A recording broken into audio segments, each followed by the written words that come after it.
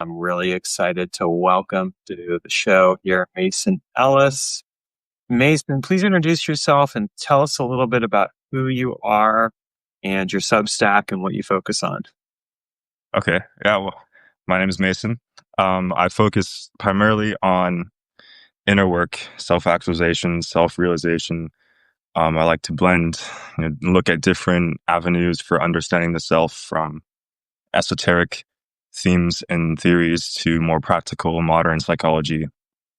My primary focus is, I like to say under the category of gnosis, knowing thyself. And it's really been, a process of me having gone on my own inner journey, and still am in many ways, and learning and figuring out how to fundamentally heal myself and then move beyond into the best, most actualized version of myself that I can become. And through that process, I just have wanted to help other people do that too. And that's primarily what my Substack is for. It's just everything I've learned condensed, trying to reword it, make it more accessible and all that, and just thrive with other people. Yeah, right. Well, I think that's absolutely essential. I do a lot of inner alchemical work in my own spiritual practice, and it's one of the areas that I explore extensively in my books. And of course, it also shows up in my men's work. So it's kind of a big deal in a lot of ways, because I think that there's something to be said for what I call archetypal alchemy, which is really the alchemy of connecting with the archetypes and being able to draw upon them. Of course, Jung talked about that very extensively. But what's your own take on working with archetypes and being able to apply them for inner alchemical work? Yeah. Well, I'd say my stance primarily, I see, the process of consciousness at large attempting to generate more of itself. And that's what Jung wrote about. The whole thing is making the unconscious conscious. And, you can take that to as large scale as you want. And I think that in many ways, what makes up us, what makes up reality, is all these different individual consciousnesses that are all trying to go on the archetypal journey of knowing itself. And so, working with archetypes, we're essentially going into the realm of potential, the unmanifest, pure states of being something.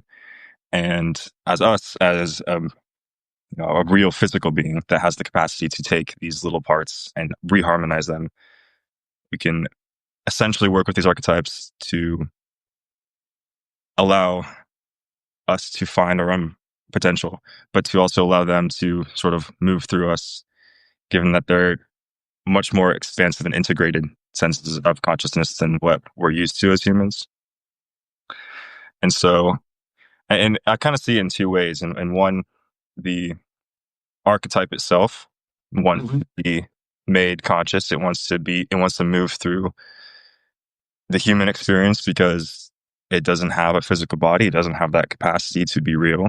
It's just this unmanifested potential. And so, in many ways, we are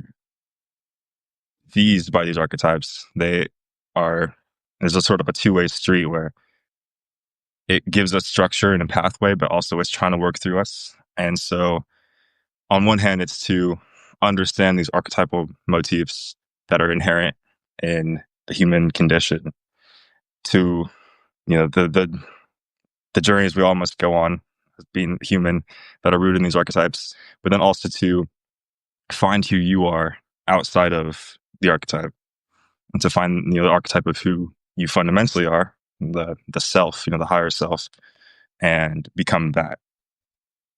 That's really interesting, because I think a lot of times the one thing I would say about archetypes, this will almost sound blasphemous in a way, is that archetypes are kind of like placeholders in a way. And what I mean by that is, like, okay, like in men's work, a lot of what I see is, okay, we're going to work with the king, the warrior, the lover, the magician. And it's like, okay, those become kind of placeholders that represent specific ideas and concepts. And magically, I see esoterically, I see this play out in other ways too. Like the archetype of the elements. So earth, air, fire, water, spirit, as an example. Like on the one hand, we're dealing with those as very real spiritual forces that we work with. And on the other hand, they also kind of become correspondences in a way. And I think of archetypes in that way, that archetypes become a very useful way to provide like a level of correspondence detail where it's like, okay, this represents this represents that. But what's interesting to me with what you just shared is that at the same time, it sounds like really the ultimate journey is to discover the archetype of yourself. So that's something different and distinct in its own way. So, so say more about that. Like how would you define the archetype of the self, and what does that journey look like, especially as we differentiate it from maybe working with very useful tools in the forms of archetypes in general, but nonetheless something that may not entirely encapsulate the archetype of the self. Mm-hmm. Okay. Yeah, it's interesting that you say that they're these placeholders, because the idea of the archetype is very much a mental construction of, I think, something fundamentally much deeper. And, with Jung himself, he really tried to limit it and make it very academic and empirical. But, these ideas of the archetypes, like the underlying energy, has been with humanity forever. It's gone by many different names. And I think our own perspective of what lies behind the term archetype, we still don't fully understand outside of using magical language. And so when it comes to the archetype of the self, that fundamentally we all have this archetypal center. We all have this potential of who we could be versus the actual self that we are manifesting as, that we've accumulated. And so finding that archetypal center versus being possessed by another archetype is sort of the work of moving through the mental understanding of it and being able to separate the larger abstract archetype from who you really are. And and part of the just becoming who you are, moving through life, you need to identify with these archetypes. They provide that structure. They provide the original structure, these original paths you can walk down. And through that process, gain experience, gain understanding. But then the next step of disidentifying from that and realizing that what makes me isn't these constructs, these abstractions, that those are their own thing that are just trying to live through humans. But then when it comes to the self, that is distinctly who you are once you've gone through the process of identifying and disidentifying and peeling back the layers that you put on and getting back into that core aspect of who you are. And that's fundamentally what the self is, but it's also a potential. It also exists in the same realm as the other archetypes. It's almost like with the archetypes that there is, and this is just kind of an interesting thought to consider. It's like, if I work with the archetype of the king, for example, like I'm going to come and I'm going to connect with that king, and really that's going to help me to connect with that inner king energy of my own. And I'll learn the lessons I need to learn. And then at a certain point, I evolve past that, or I grow past that, or maybe I learn the lessons I need at the time, and I go a bit further down, and then down the line, I revisit with the king because the king has some other wisdom to drop on me. But if I spend all my time in that archetype, I'm actually losing that sense of self and that potential evolution, because at that point, I'm no longer really being me. I'm trying to live my life as the king as opposed to living my life as Taylor. Yeah, exactly. And it becomes, in the psychoanalytic language, they call it possession. And where you're possessed by this archetype, and you've mistaken your own identity for what that archetype represents, which is a necessary part in order to understand how your own inner king plays out, how you relate to it. But then at some point you have to remove yourself from that and let it go and realize that you are not the king. You are a human who has access to king energy. So I see we've had a few people join us live, and so for those people, first of all, welcome. Glad to have you here. Second, if you have any questions or comments as we're continuing the interview, feel free to drop those in, and I will share them, and then both Mason and I can answer them, or Mason can answer them, or however we end up doing it. Because of course, that's kind of the way we roll here when I do these interviews. I like to have fun with it and get people involved and participating.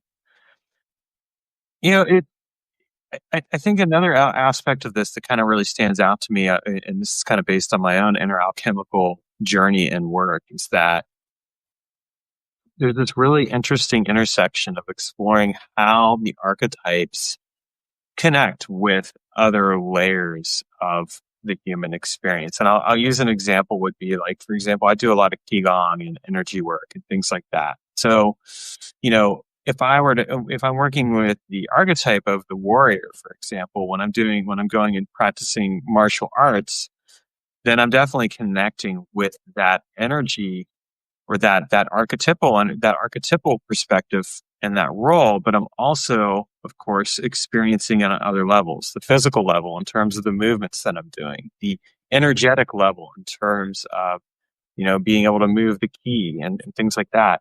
So, in your experience, what role does the archetypes play in connection with other layers of human knowing, consciousness, being, awareness, whatever we want to call it? And how do you incorporate that into your own experiences and work? Yeah. Okay. Yeah, it's really fascinating to think about it like that because the instinctual level is very much related to the archetypal level. Hmm. It's just in the matter of a degree of scope. And so a lot of the process is, in the formation, or I guess taking a step back and like looking at the whole evolution of consciousness, the ego has slowly been forming out of the sea of unconsciousness. And as it forms, it creates its own identity, its own structure, its own ability to say, I am separate from that. And so at some point, in human history, when the ego wasn't as established as an individual and it was more rooted in these collective ideals, it was incredibly ruled by archetypes in a very unconscious way, though. And that is Hmm. still what the instinctual, impulsive side is rooted in. But then, as the ego has developed, as we've learned individuality and the ability to separate ourselves from that and look at ourselves more objectively, we've been able to pry away from that. But now we're sort of so pried away from it that it's all abstractions and all mental configurations, and that's its own issue. But then, coming back into that is basically going back to the source, but with the perspective of being an individual. And that's when you start to get into the real archetypal level and on a transpersonal level.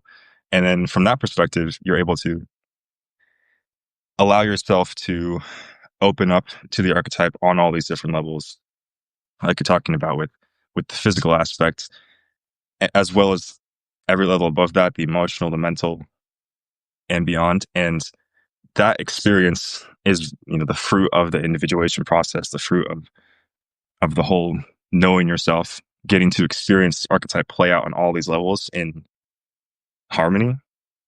And it's a very beautiful experience.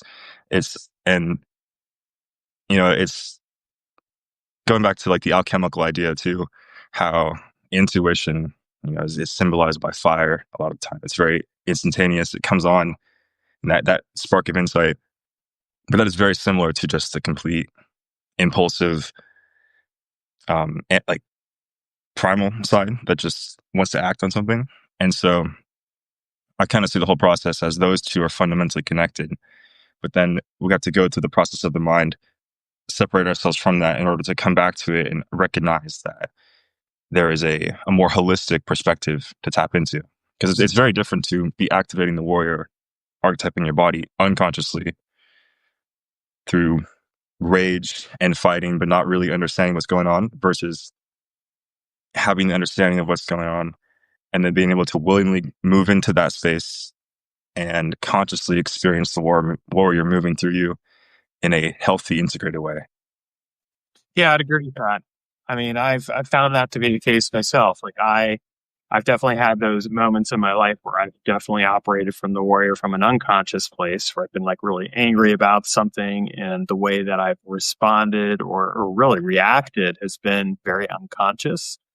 And then on the other hand, like when I go and I do kung fu and I'm in my practice there, it's very intentional. And Mm. I think that one of the benefits of getting into martial arts for me has been that it really kind of taught me the importance of connecting very intentionally with that warrior energy and doing it without necessarily bringing anger into play. And that's not to say that I was walling out anger off or anything like that, because honestly, there have been times where I've gone to martial arts practice and I have been feeling angry that day. And I'm like, I'm so glad I get to work it out in here Yeah.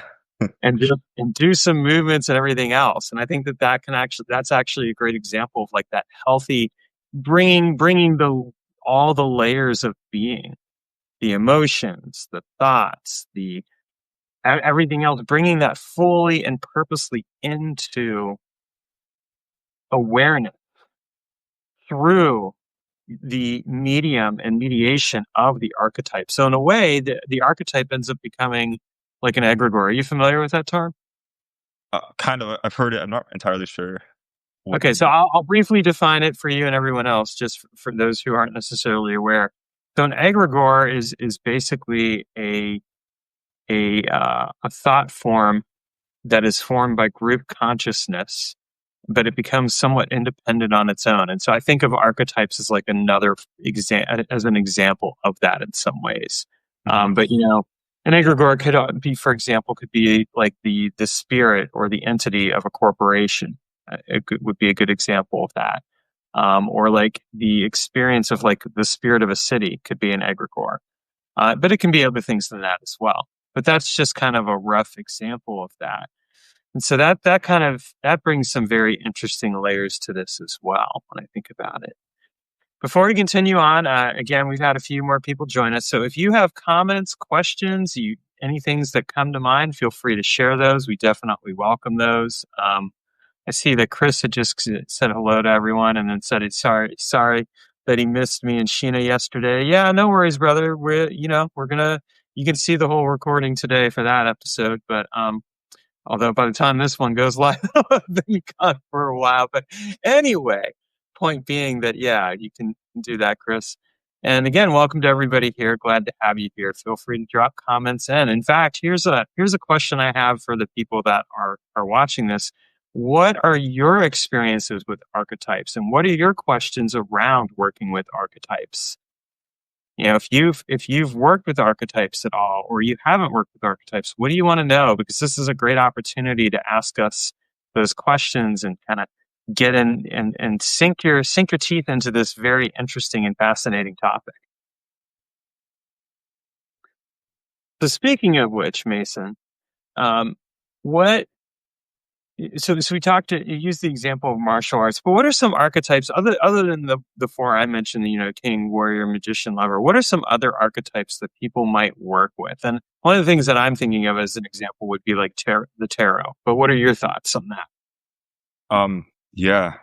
You know, I think that what's most important is that you understand the archetypes you're naturally already connected to, that are already working through you, and also how you relate to that space. Because it's very, standard model, I guess, is to apply human, like different aspects of human to the archetypes, like the king and the warrior and all these.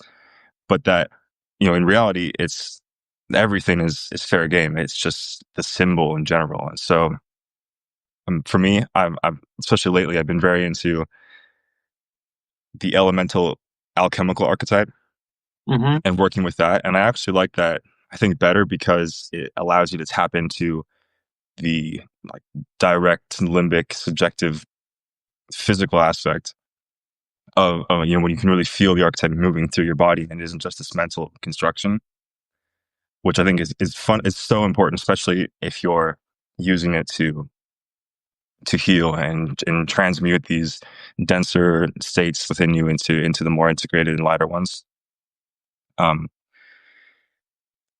But other than that, it's really about what you already are connected to, and figuring that out. And I think that as you do that, you'll naturally start to find other archetypes you resonate with. Um, I mean, personally, I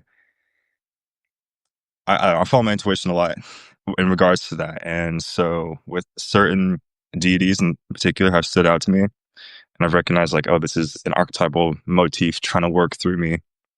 Hmm. Um, and like, I just one example is I really am connected to the archetype of Odin, and just that whole motif of trying to find the that unifying center, that king aspect, that like all father step into that aligned masculine self, but also in the archetype of seeking knowledge and wanting to just learn more and more, and really being stuck in that, oh, I just need to learn more, I just need to sacrifice my well-being so that I can understand how the world works.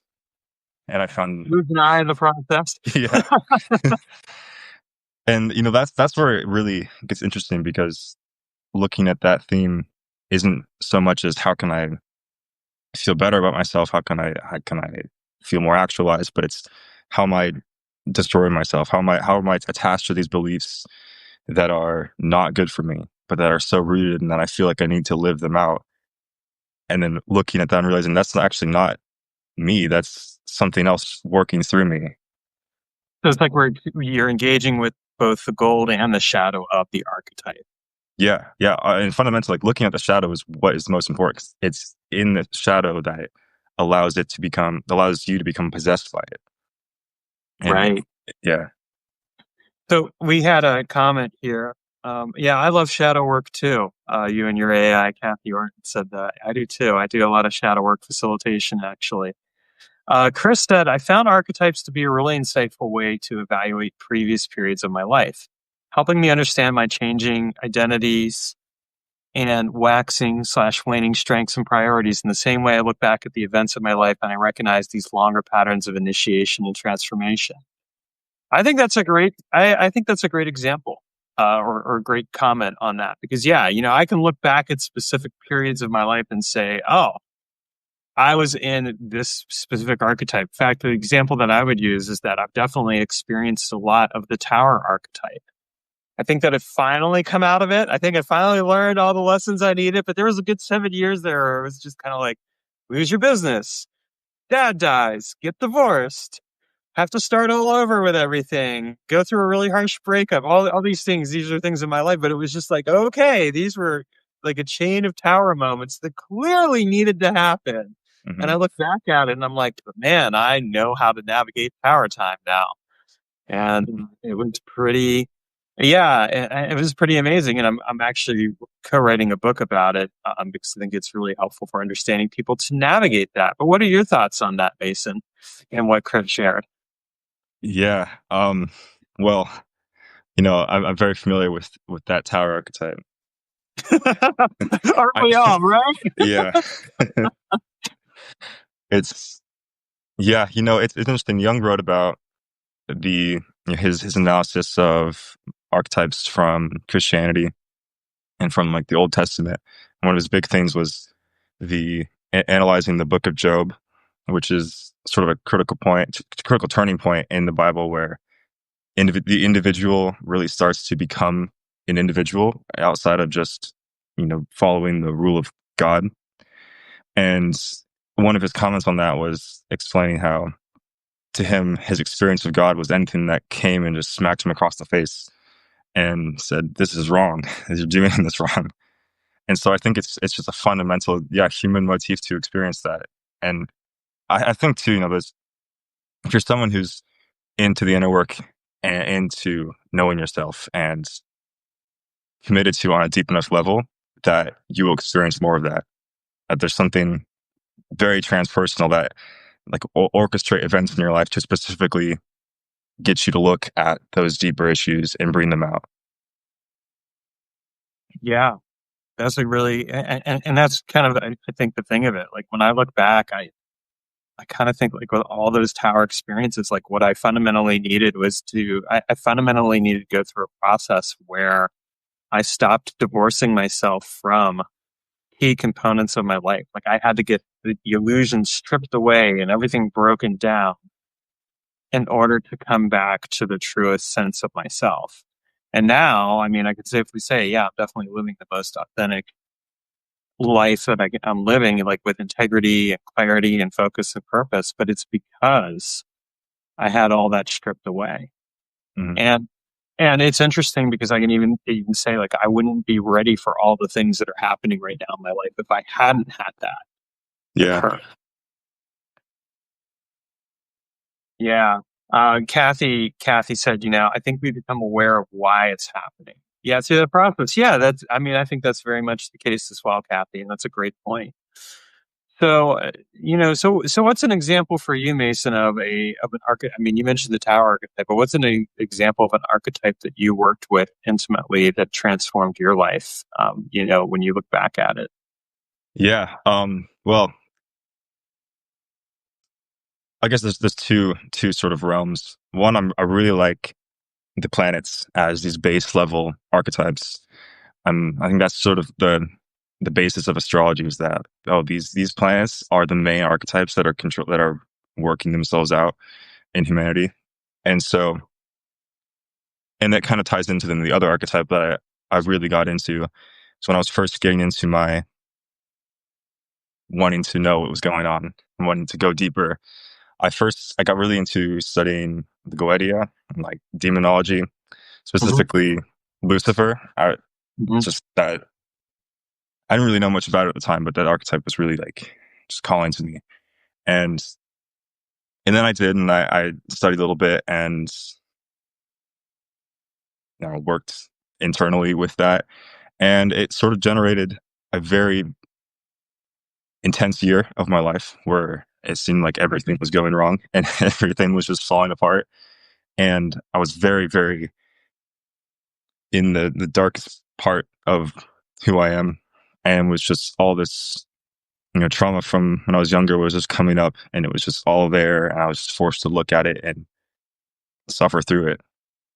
And then, but it was through that experience that I started to learn how to heal, how to become healthy, how to ground myself, realizing just the extent of how dissociated I was. And I think that's why I was really attracted to Lucifer, because fundamentally the archetype is about the intellect that was once very bright, very has the capacity to understand a lot, but just does not want to go on with the plan of incarnating. And that's why he was cast out, because he does it's the intellect, it's the mind that thinks it can be something much more than what this flesh says it can be. And so that was what really got me into it, was just understanding dissociation, understanding that consciousness is this whole thing. It isn't just in my mind. And so even though it was horrible at first, it flipped around and became very beautiful and put me on a path that I never expected to walk down. And tied into that too is with astrology is just the archetype of Saturn. Um, I I don't know, I've gone very into that and understanding exactly what Saturn wants, the archetype of Saturn and how it wants to play out, and what it is. I don't know what it sounds weird to say what it wants, but Well, how it reflects. I've done a lot of Saturn work myself, so I'm really curious now. So you got to spill the beans here for us. On Saturn. Oh yeah, you got I got because I have my own perspective on this, so we can compare notes. Okay. Because yeah, I mean I have my own thoughts on that, but I'm curious to see what you say. Well, my perspective is that it has a lot to do, with restriction, obviously, and Hmm. it is the same motif as Lucifer, as being restricted to this body, but as the mind and the consciousness that wants to be more. And fundamentally, I think the spiritual process that a lot of people understand is the wanting to escape the body, wanting to return back into formlessness.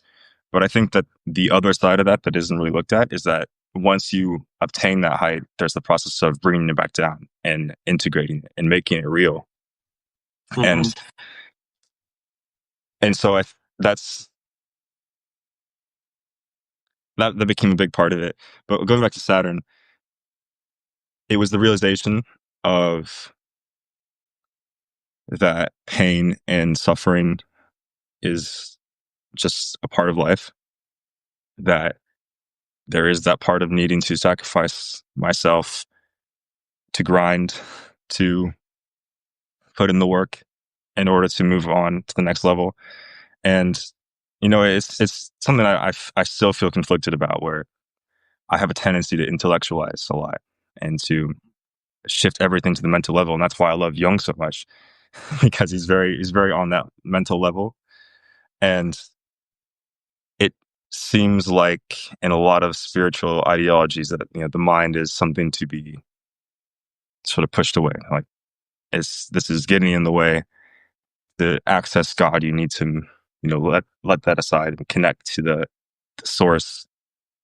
And I think, though, that in a lot of ways that just promotes spiritual bypassing, and that truly accessing these higher levels and truly moving through and integrating, you need to move through the mental level.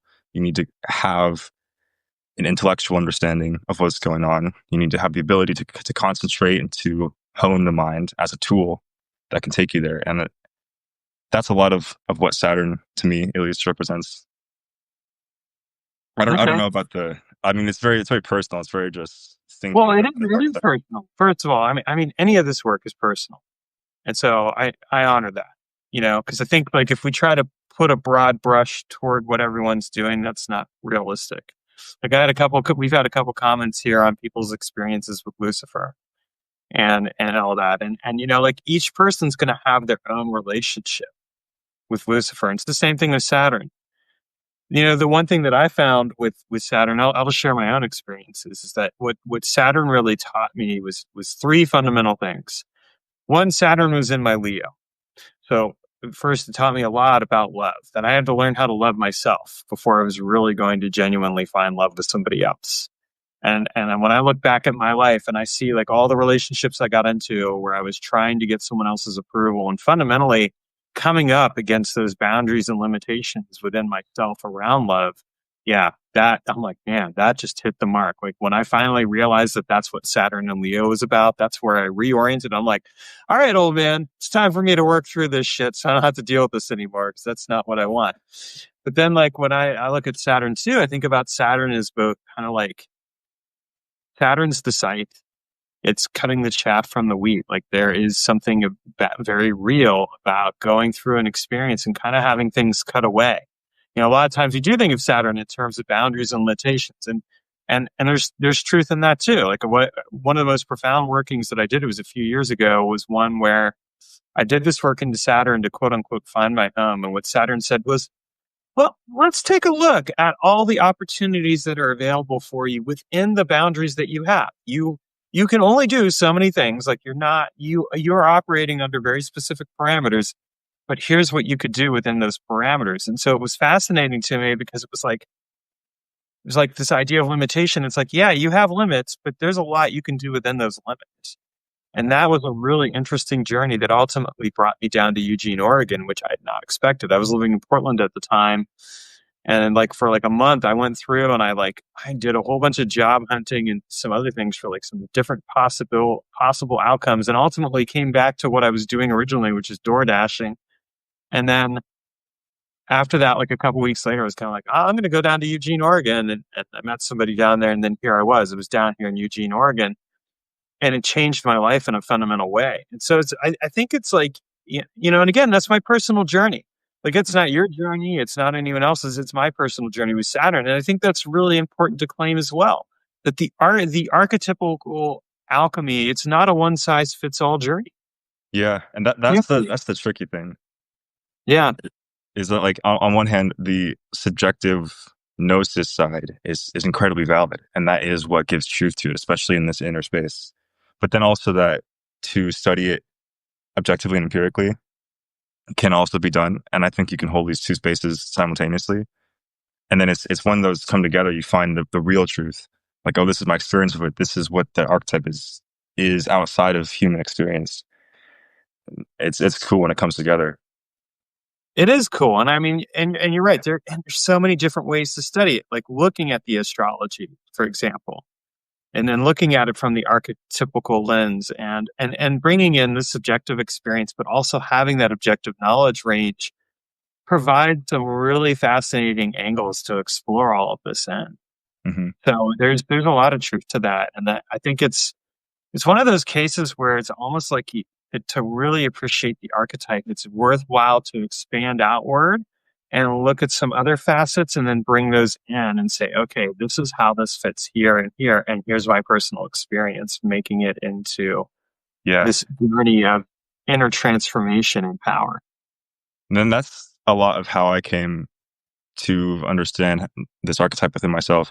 Because in my chart, I have a like exact Saturn Sun conjunction, and that's why I was so enamored by Saturn. I was like, well, that's very fascinating, and not really knowing much about astrology, just hypothesizing that like, oh, this is symbolic of Saturn restricting my sense of self, my true self, my sun, my ability to shine and be who I am, and Saturn is there constricting it. And I went with that for a long time because that's what I experienced. I was very much lost who I was and was searching for that center, that the self with the capital S, that archetype of who I am, and just totally thrown to the wasteland and not knowing what's going on. But as I found that, and as I've learned, and then I've learned more about astrology too, and realizing that actually, astronomically, with the Sun conjunct Saturn, that Saturn is hiding behind the Sun. That at that point in time, you couldn't see Saturn, and so it's actually the opposite in a way, where the Saturnian influence is just not there, and that it's in part an illusion, and that has then shifted how I experience myself. I don't know if it's shifted it, or if it's just reflected my own experience of coming to know who I am. Which is what's cool about astrology is that because it's this inner subjective experience, and that's what it's trying to map is that you interpret the chart based on how you are, and that it is like a direct mirror of that. And the more you come to know who you are holistically, the more that I think the theory of astrology starts to become more holistic and objective. Yeah, we had another comment from Kathy. She said, now that we are honing the mind, we can create a heart mind connection. And that's really, yeah, that's true. I mean, there is something to also be said for like how this brings us into alignment with the deeper layers of knowing. One of the things that kind of fascinates me, we alluded to it a little bit earlier, but I'm going to speak to it a little more directly now is the different layers of consciousness and knowing. Like one of the things that I've been doing a lot of work around over the last, I would say, decade or so is honing my connection with my body consciousness and allowing that to come out in different ways. So how do you see something like that? Like, somatic, for example, deep somatic work. How does somatic work show up in archetypical alchemy? And how do you incorporate it into your work with that? Yeah. Okay. Fundamentally, it's really interesting. Like I think I talked about this earlier. Of consciousness is made up of many different aspects that are all trying to integrate and become much more integrated into a holistic thing. And so you can look at the different layers of consciousness within ourself, our experience, and the body being sort of the base level. Then the emotional level is more integrated than the body, and it has more of that holistic nature, but still is pretty fragmented. And then how the mind is a more integrated tool. It has the capacity to integrate more and more, and that's the whole logos aspect, the ability to discern different parts of consciousness and decide what to do, and not just react to it unconsciously. And so, though the mind is still just one part of the whole, and even though it is the most advanced, most evolved part of consciousness within us, it is still only a fraction of the whole. And so, without doing the somatic, without going into the body self, into the emotional level, and feeling these different emotions, and then integrating them, and equally so into the tangible experience of the body, You will always be just a part of the totality of who you could be. And so the somatic work really helps to reintegrate everything. It helps to find that holistic nature and recognize that the mind is not the total essence of who you are. Which, goes back to the Lucifer archetype. That's what Lucifer believes, is that the mind is the totality of what it is, but it's really this whole experience. And so, at least in my own practice, my own experience, it's a lot of going into our underworld, our unconscious. And that's also alludes to the Saturn aspect of this chthonic nature of going into our unconscious, finding these different parts that are all fragmented and bringing them home. And then the more you can do that and have this whole holistic unified experience, the more you are tapped into and channeling your archetype of who you are, the self. Yeah, no, that makes sense, and it really kind of allows that integration on multiple levels. It's kind of fascinating going back to Saturn, because there's the image of Saturn as like the old man, or Saturn like with a limp, or things like that, or the king. And so there is kind of this interesting parallel of experiencing with the archetype, kind of both the gold and the shadow, like what we talked about earlier. The gold being, the lessons, but the shadow also being the ways that the archetype maybe limits us, or where there's some darkness around the archetypes. And so that in and of itself can be really fascinating. Now, for those of you who are on here live, if you have any questions or comments, feel free to drop those in. We're going to be wrapping up soon, so I want to make sure that you've gotten in any comments or questions that you have for us, and have that chance to get those out there, because this is a really fascinating conversation that we're having here. In your own work with the archetypes, you mentioned that you've been doing like a lot of work with elemental archetypes. What are and we talked about astrological archetypes as well. We've alluded to tarot. What are some other archetypes that people could work with? Let's say they say, like, I don't, none of that seems to really fit me. What are some things that they could work with? And something I kind of even wonder is if like there are specific cultural archetypes, for example, or something along those lines. What are your thoughts? Yeah. Well, something that Jung talked about is that, fundamentally, as Westerners, that at the root of our collective psyche is the Christian mythos.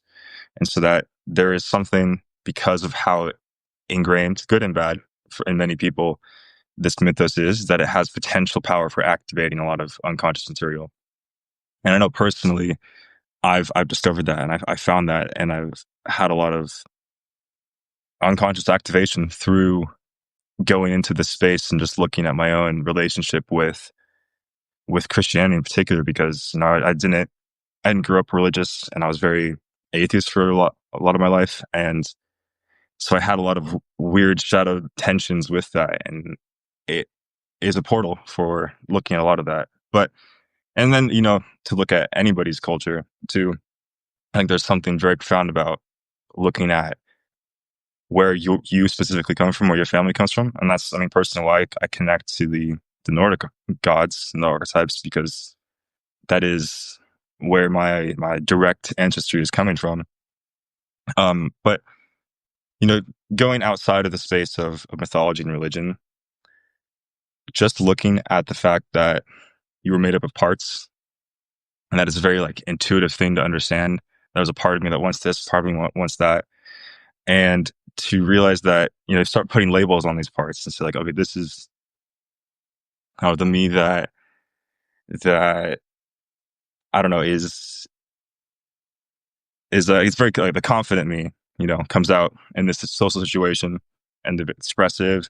There's also the me that wants to read, the reader, and the me that wants to go sit in nature and not talk to anybody, and that it doesn't need to be this removed abstract thing. It's everything is all one harmonious unit. And so just the archetype of being someone who is social, or someone, I don't know, who rides the bus, like these more mundane archetypes are still archetypes, and that you can analyze your life That it doesn't need to be this thing that's so far removed, but it's just same with shadow work. It's all in front of you. It's all how you react to different people throughout the day. I mean, the material is always right in front of you. And I think people that don't really want to get on board with the like magical side of it, that just looking at your life, it's all the same. It's all right there. The other thing I kind of think of too is like pop culture, like modern culture. We can interact with, for example, the archetype of Taylor Swift. Like you might Yeah. not, and like, yes, this is a quote unquote real person, but what we're dealing with overall is the persona of Taylor Swift. Like, Hmm. I don't know Taylor Swift the person. I might know Taylor Swift the musician. I might look at Taylor Swift through social media or something like that, and that's what I'll know. And yes, there may be glimmers of the actual person there, but in a very real sense, from my own experience around this kind of stuff, I find that a lot of times with what we're really seeing is ultimately performance. Absolutely. Yeah, Yeah. who is the person? So we get to interact with the archetype of the person, which kind of takes on a larger than life experience as well. Mhm. And that opens up a whole other topic of why we deify these artists in today's world, because what we're seeing from them is not who they are. It's entirely a projection from within. And you know the massive success that she has isn't that different than what people might have projected onto the idea of God, a couple thousand years ago. And because there's no real frame of reference for what's going on internally at that level, that we then just see this person on stage and that natural inner queen archetype, you say, is projected onto her. And we think, oh, that's the only place that we can get that archetype from, but without recognizing that it's totally coming from us. Yeah, and that's a really good reminder. So again, we've had a few more people join us. So if any of you have any questions about archetypal alchemy, this is a good chance. This is a good time to drop those in, or any comments or anything else that stands out to you. Um, I always appreciate when I have people join on live, because then it gives us another layer of interaction beyond, comments or Substack notes, which are fun, but in and of themselves kind of are its own thing. Now, here's a thought now, and this is just an interesting exploration. What about the archetype of a given platform? And in this case, we'll use Substack. Substack has, in its own way, an archetypical awareness. What are your thoughts on that? Um, yeah, I think there is this kind of awareness that attracts a certain kind of person compared to another platform.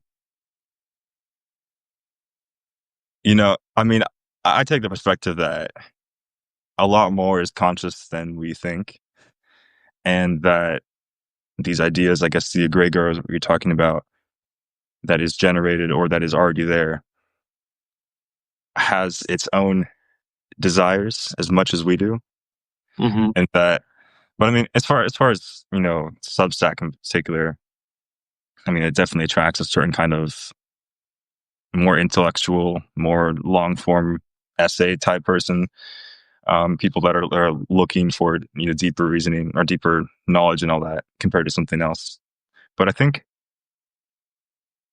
stretching out a little more is to look at just the whole archetype of connecting with people through this very weird medium that doesn't actually show the person. It's all this image, and that's like the internet in general. That it's just entirely built around projections. Because I mean, even though we're talking, you're not in the room with me, and so my perspective of what's going on isn't the same as being with somebody, feeling how they show up, feeling their energy as a real person. And it creates this very dissociated mindset in a lot of people, where we're just interacting with these images, which is like, it's great if you're doing the inner work and recognizing that on the mental level, it's all just this hall of mirrors. And it's just so much material there to reflect back to you and work through. But The image of you and the image of me are interacting with each other, but are the yeah, real people actually talking? Kathy said about Substack, it's a soft place to land compared to other platforms that are loud, busy, and off-putting, and it has an archetype of family. I would agree with that, or at least community. I would say community for sure. Family could be part of that, but yeah, it's kind of that.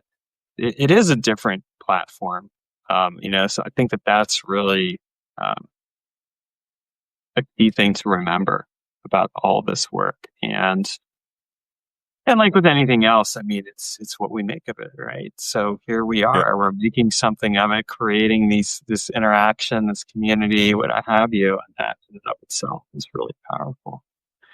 So yeah, Mason, where can people find you on the web? And note that I will have links in the show notes for on my version of this interview for people, including a yeah. subscribe button for your Substack.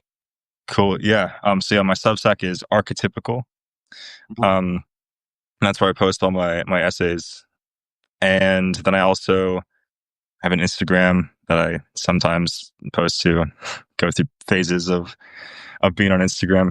But it's just similar content from my Substack.